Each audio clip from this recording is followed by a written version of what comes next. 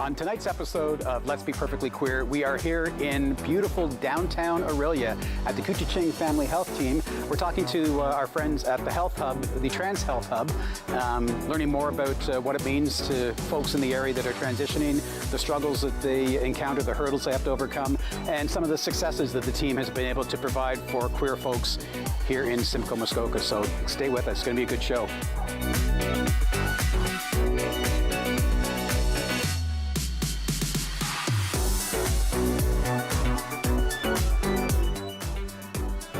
Welcome to the first episode of Let's Be Perfectly Queer with Randy Davis 2020. Yes, we are in a new decade and we're in a new space. We are visiting the Trans Health Hub here in Orillia today, and my guest this morning is my good friend Carl. Welcome to the show, Carl. Thank you. Thank you for having me here. My pleasure.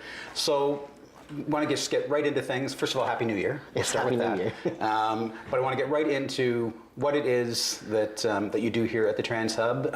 Sort of give you the origin story of how things came to be here.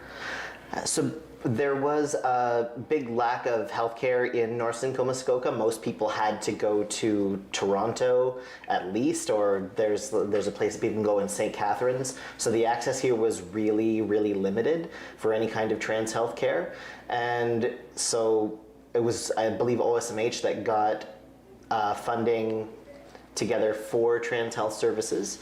And originally it was going to run through OSMH, but they asked Trans Health or Kuchiching Family Health Team if they wanted to take the funding for it, and I think it was a very short time that they had to get that together, and so they decided to go ahead with it. And we wanted to make sure that we kind of had everything covered. We have the nurse practitioner who does all the medical stuff. We have a psychotherapist for the mental health services, and we have me doing peer support.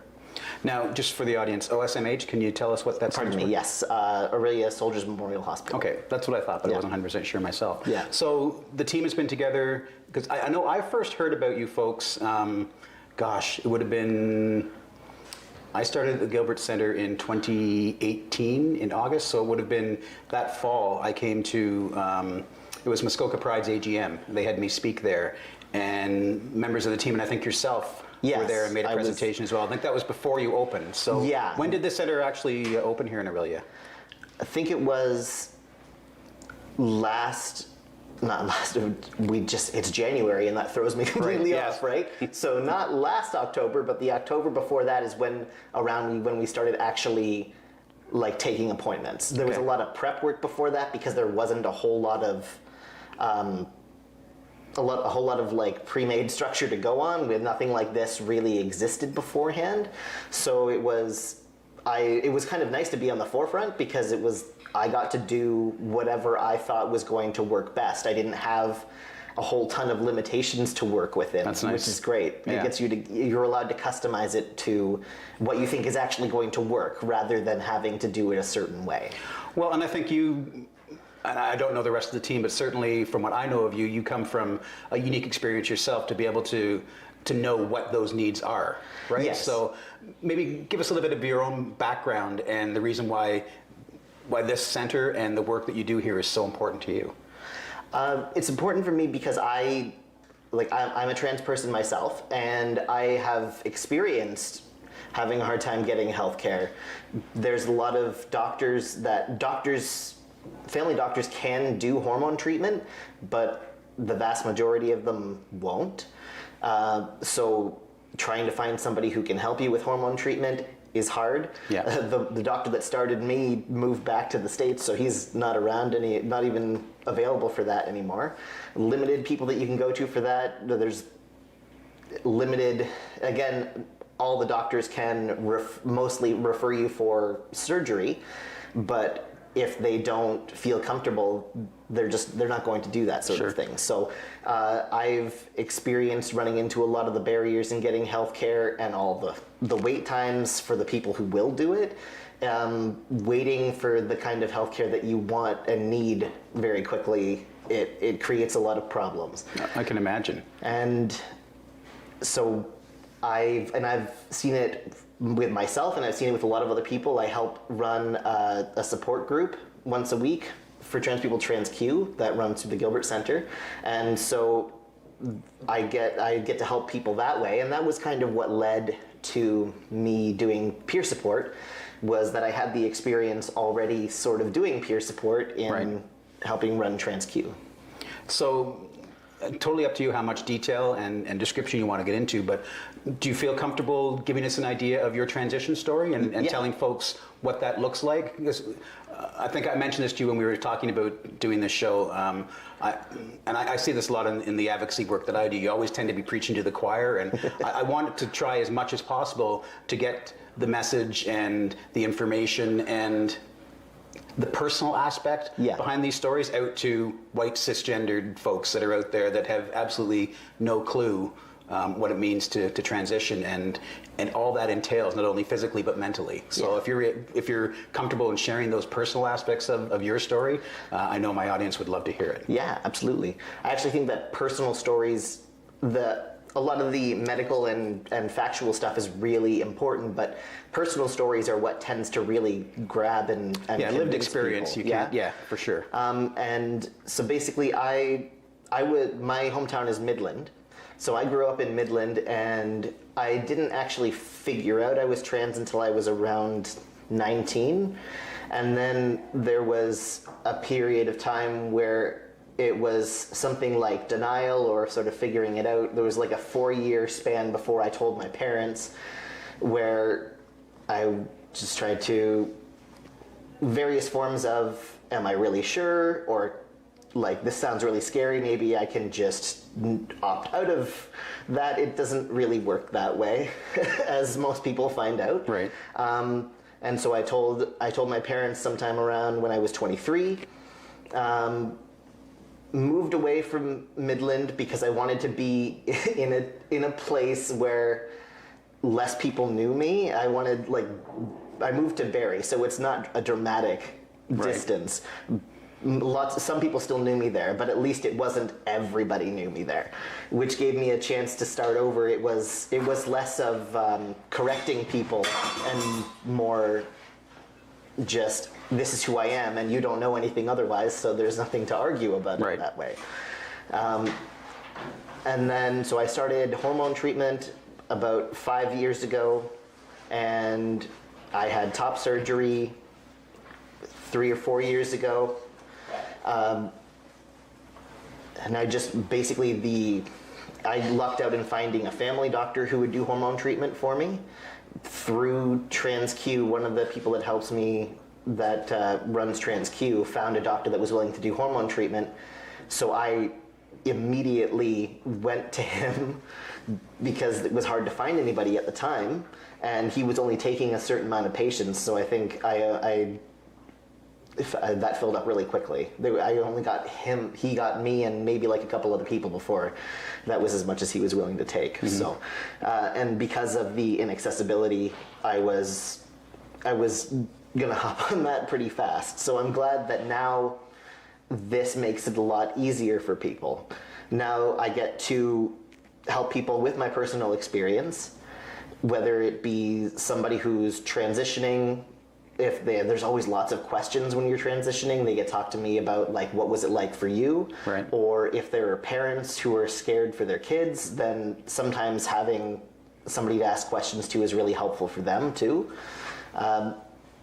And this way, it's a lot more accessible. It would be easier if your family practitioner would do hormone treatment for you, because they can just do everything for you, but it's so easy for me when somebody's having trouble finding somebody to do that kind of healthcare for them. I can say, well, if your family doctor won't do it, I know somebody who will. And then I can just refer them. And are those referrals generally still local, or do folks have to then go beyond Simcoe, Muskoka to get that sort of treatment? It's local. The only thing that people really have to go beyond Simcoe, Muskoka for is any of the actual surgeries themselves, which it would be nice to have surgeons that are a little more local, but there's only so much we can do about that part. But everything else, they can basically come to us for, and we will actually travel to people, because transportation is a big problem for like LGBT people in general and trans people for various reasons, financial reasons, and there's just a whole bunch of us that don't drive.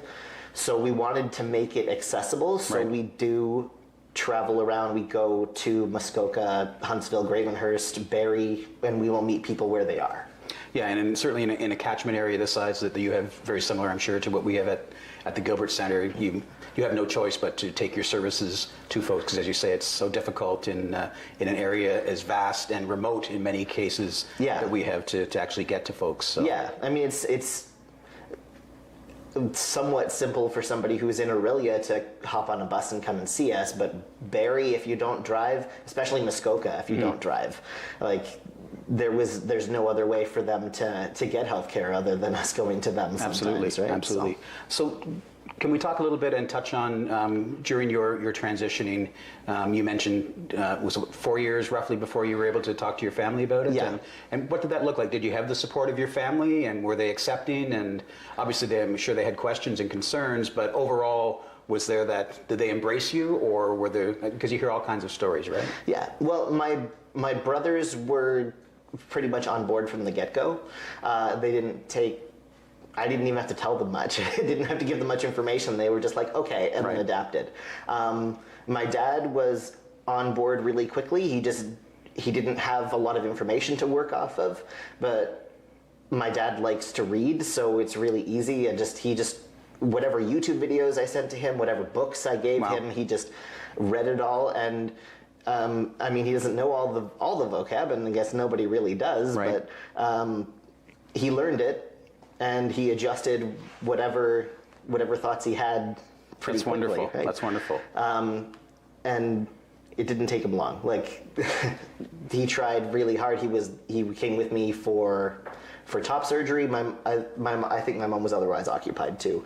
My mom had a little bit of a harder time, and I think that's just because I have 3 brothers. So there was just, it was a little bit of a curveball in the expectations I think that she had for that. Sure.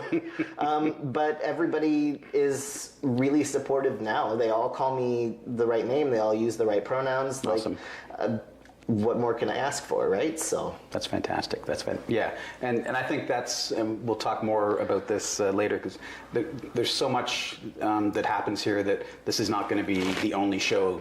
Carl and I'm going to have other guests on the next episode talking more about the services that are offered here. But I think studies have shown, and I don't know all the stats or the numbers, and like you said earlier, that's really not the most important aspect of things. It's that lived experience. But I think it's very clear that someone who's transitioning, who has that support, even just one family member, can mean the difference between life and death in many cases. Absolutely. It makes a huge difference. The support, again, the exact statistic escapes me, but I know that having at least one supportive person in someone's life reduces the risk of suicide by a dramatic amount. Sure. And that's, it kind of makes sense, really. How are you going to do anything in life without some kind of support behind you? So. Yeah, and we talk about chosen family as well when the 2S LGBTQ community, but I think there is something that goes with that blood family, that relation, standing behind you when you're going through something like that as well, that really helps to strengthen. And support is huge when you're making changes like that. It is. It's even when you want the changes to happen, changes are just they're just kind of scary, basically, right? So I can imagine for somebody who has less support than I did, it would be really scary. I had my family and I had my wife behind me for the whole journey, and so anytime anything scared me, it was always I had somebody to talk to. Maybe they didn't know exactly what I was going through, right? But there's something to be said about just being able to get stuff out of your head, basically. Well, especially when, like, as you said, you were questioning yourself. Yeah. So it's difficult when you've got questions yourself and have nowhere to actually sort of bounce those off other folks and get an idea of where things stand. Yeah. That's terrific. So you're transitioning roughly time period from the time I know it's difficult probably to answer this question, but how long was your transition period? I mean, there's always the question of like, are you ever really done? And there's like Okay. different markers for that, and everybody's idea of that is different. But like I said, I figured it out when I was about 19, and then there was like a 4-year period of questioning and being scared about it. And so it was about 23 when I came out to my parents. And then around that time I would have started testosterone, been on testosterone for about 5 years, and had top surgery in that time as well. So I don't do I'm so bad at estimating time, but like it's actually interesting to look back at 20. So I've been that's been like a 7 or so year time span, basically. Wow. And what about the mental health aspects of that, and what does that look like for a person who's transitioning, and are there requirements to speak to a psychologist or a psychiatrist, or what? Because I know some of the older guidelines, you had to have X amount of time sort of living in that perceived role before you could actually begin the transition process, and yeah. what does that look like these days? It's not quite that strict. Like there is, it's basically informed consent. There is like a diagnosis for gender dysphoria that they're using, but you don't. Their 1 year like lived experience rule isn't so much a thing anymore. There's some. Like the requirements vary for like surgeries and things like that, whether you need to be on hormones for a little while and things like that. But a lot of it is just basically, if you want to go on hormones, you talk to like our nurse practitioner or whoever might be doing it for you, and they're going to, talk about your experiences. You do need to have technically have gender dysphoria, so they're going to talk about like how long you felt this way. Not that you necessarily there's this whole narrative that gets that is like the standard quote narrative of I always knew, but that's not necessarily the case. Like I may have had those feelings for a very long time, but I didn't necessarily know what that meant until much later. But that's the kind of thing they're going to explore, like what are these feelings that you have? Can we get a kind of a better idea of what's going on? How long have you felt like this, and things like that? And yeah, there's criteria for it, but it's not as strict as like a 1 year lived experience thing, because it's not. That caused a lot of problems too. It's not always practical, especially when hormones will give you physical changes that you might need to be able to adapt to live for 1 year as was your gender that you're trying to the gender that you truly are. I'm stumbling over that. No, I get it. So from the time you began your transition to where you are now, what sort of changes have you seen with respect to trans health and not only the accessibility, but those changes in the legal aspects and whatnot as well when it comes to a person who's transitioning? Some of the hurdles that you may have had to jump are hopefully not hurdles that other folks have to jump any longer, but I'm sure there are still hurdles out there. So what sort of changes what's the evolution looked like, I guess, is really what I'm asking. I think one of the big ones was making the surgeries more accessible, because when I was looking at top surgery, you had to go through CAMH. There was nowhere else to go to get the approval for surgery. And it's not really practical for a lot of people to go down to Toronto that much. And it's a long, the wait lists are long as it is. But you have to imagine the wait list to get into CAMH, then the wait time to go through CAMH. CAMH? Sorry. It's okay. Center for Addictions and Mental Health. Thank you. In Toronto. So you go through whatever requirements they have, which, could take maybe a couple of years, 1-2 years. And then you're going on the list for these surgeons, which could be another 1, 2, 3 years maybe. So that was a long time to wait. And a lot of people really can't deal with waiting that long. I actually took out a loan because I couldn't stand waiting that long. And it was really not that feasible for me to go to Toronto that much. I won't drive there. It was actually very shortly after I got top surgery that they opened it up so that all like qualified like family doctors and some other medical staff could do the surgery approvals instead. Okay. Which made it a lot more accessible. So now basically what we're dealing with in terms of wait times is wait times for the surgeons. So there's still some, like we need more surgeons doing it, and then we can reduce that a little bit, hopefully. But so where can folks go for surgery now? I know Montreal used to be like the only place at one point, and now you're saying Toronto as well, and Toronto, yes. Are there other options for trans folk? There's quite a few. The most common ones that people go to around here would be, yes, Montreal is one of the closest ones. Toronto Women's College Hospital just started doing some of the surgeries. They're pretty new. Mississauga, Dr. McLean. And there is somebody who just started working in Sudbury, the name of the doctor escapes me, but I've been hearing little like whispers about that doctor too. And roughly, what do the wait times look like when someone is able to actually get the approval for the surgery? It really depends on a lot of factors, but like the doctor, and I'm talking mostly right now about top surgery because that's the one that I'm most involved in. Sure.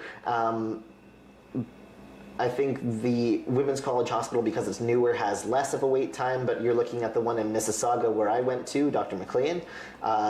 He's not even doing consults for another something like 2 years. Wow. So there's a lot of factors in that. Wow. But yeah, it varies. So there's definitely a need for more medical professionals. Absolutely, out there, yeah. Wow, that's crazy. Yeah. Yikes. So then, because I've seen firsthand trans folks sort of before and after, and their mental state while they're waiting for the surgery, and then to see that difference in that same individual after they've had successful surgery, whether it be top surgery or bottom surgery, is just, it's like a different person. It's like there's this joy that has just sparked in them that I never saw before. Oh yeah. Obviously, I'm not going to point out who that individual is, but I'm thinking in my mind of one individual in particular, and it's amazing how that surgery really allows them to feel their true, authentic self. And while I'm sure there are trans folks who have no desire to have any surgery done at any time, and that's cool. For this one individual, again, I think back to how they presented themselves prior to surgery, to how they now present themselves, and it's phenomenal. There's almost this aura around them now of joy that I had never seen before, and I've known this individual for a couple of years now. Oh yeah, it's huge, and I've noticed it in myself, and I've noticed my wife telling me how much of a big difference it makes. Like I love swimming, and I would not go swimming, not as often, nearly as often as I'd like before top surgery, because there was just no really comfortable way to present yourself, right? And it was like freedom. And I think the most interesting aspect, the thing that kind of surprised me the most when I woke up from top surgery, I've seen a lot of like top surgery reveal videos and things like that where everybody's like euphorically excited. And it's not that I was definitely excited, I was definitely happy, but the thing that surprised me was I was waiting for the like really high level excitement. Right. And what I kind of felt was, no, that's right. That looks correct. Yeah. Like it just looked proper. It's sort of like if you get like a tooth removed, you spend a lot of time being surprised that it's not there until your brain kind of clicks in and remaps itself so that you know that it's not supposed to be there anymore. And I just kind of looked down and I was like, no, that's what it's supposed to look like. That's awesome. It was really more like peace than anything else. Yeah, it's like a tranquil feeling, right? And then I went swimming as soon as possible. You have to wait a little while for healing, like you're not supposed to. Like any surgery. Yeah, you need the incisions to close, and you're not supposed to like expose the scars to sunlight for a little while. But like I bought like a rash guard shirt, and like it was almost too cold to swim. Like my wife wouldn't really get in the water for too long because it was really cold, and I was like, I don't care. I'm going, damn it, I'm swimming. Good for you. So if you had sort of one wish for what else needs to happen to help folks who like yourself are are transitioning or have been through transitioning, or just anywhere along the journey of the trans journey. What needs to change still? What's the biggest hurdle that you want to see removed from this journey? I think even with trans health services, just more access. It's hard to, I don't want to like, I'm stuck between the idea of more access for like more surgeons and more access for hormones, because they're both really important to, not to everybody, but to most individuals, right, for transitioning. So basically I would wish that the general practitioners would start doing hormone treatment. It's just regular medical care. It's supposed to be just regular medical care. Right. What do the costs look like associated with that? Are these covered by the provincial medical care system, or? Well, like, is there a cost aspect to transitioning that is a hurdle for some folks as well? I would say a little bit, like the actual accessing, like going to our nurse practitioner or going to a doctor and stuff like that, that part doesn't cost anything. The actual like testosterone or estrogen or stuff like that, the cost kind of varies because there's a few ways you can get it around the system. But yeah, and there are ways to get it covered, but sometimes cost is a little bit of a barrier.